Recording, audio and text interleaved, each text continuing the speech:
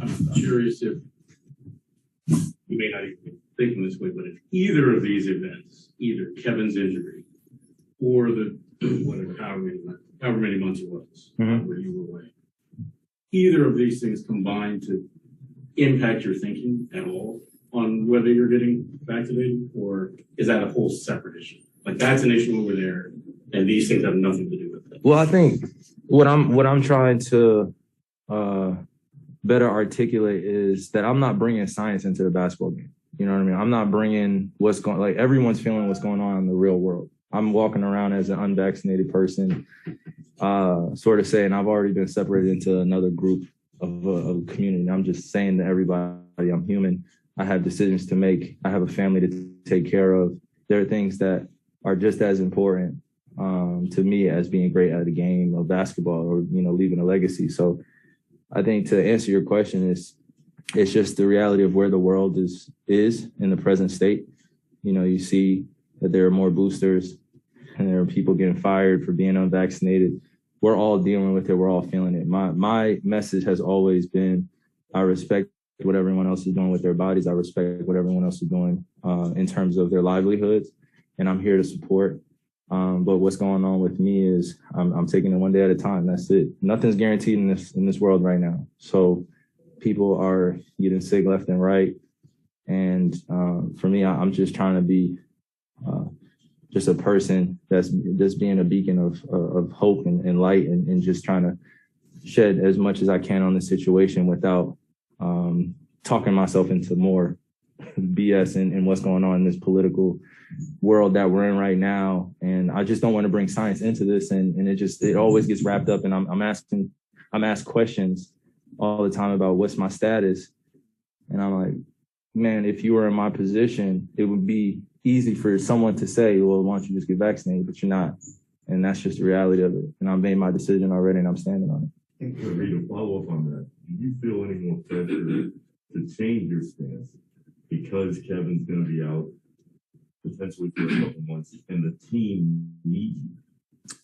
See, that's what I feel like ends up coming into a lot of this culture of basketball and sports and entertainment is you bring in the team and you bring in situations that we're in, and Kev's going to heal.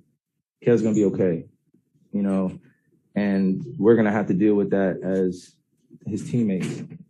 But in terms of where I am with my life outside of this, I stay rooted in my decision, and that's just what it is.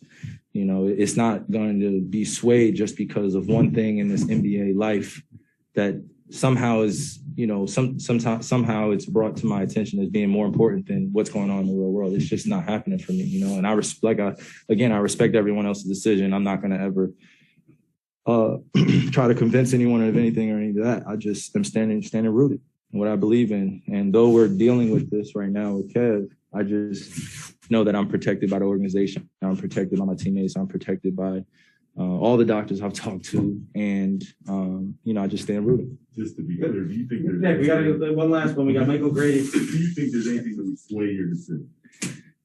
What do you mean? To get this shot? Why you keep asking me that? Because that's what everybody wants to know. Who's everybody?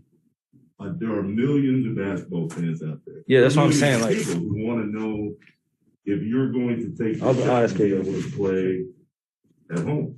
Yeah, that's what I'm saying. Basketball fans. But there are millions of people. Forget basketball fans. There are millions of people. But this is that's what I'm saying. You're bringing my vaccination status into a basketball game, and it's like I live my life majority of the time when I'm away from this.